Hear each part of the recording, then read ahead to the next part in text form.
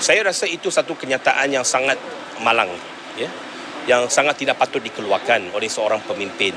Ya. Bukannya soal undi.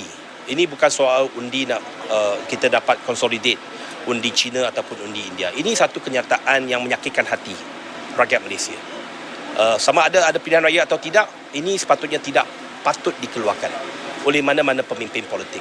Kita dah duduk di Malaysia, negara kita dah merdeka hampir 70 tahun.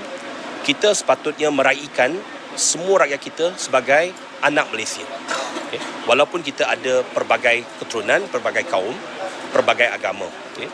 Memang kedudukan orang Melayu termasuk dalam pelbagai itu tak pernah dipersoalkan. Tetapi orang Cina, orang India dah jadi warga negara. Dah bergenerasi.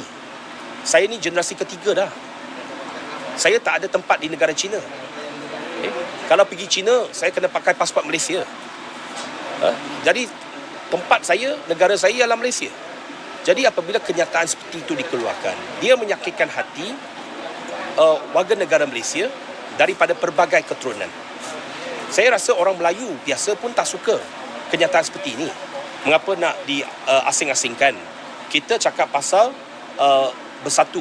Kita cakap pasal sebuah negara yang bersatu padu. Dulu pernah banyak slogan, satu Malaysia. Kita sekarang Malaysia Madani. Kita nak menyatu padu.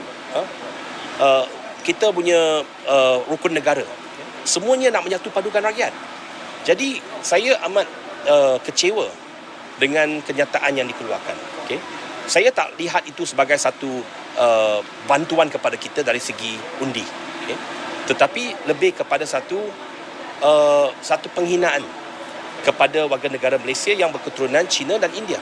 Bahawa seolah-olah kita ini tidak taat kepada negara kita. Okay, saya taat kepada Malaysia. Saya warga negara Malaysia. Saya memegang pasport Malaysia. Saya mengangkat sumpah sebagai menteri di depan Yang di-Pertuan Agong.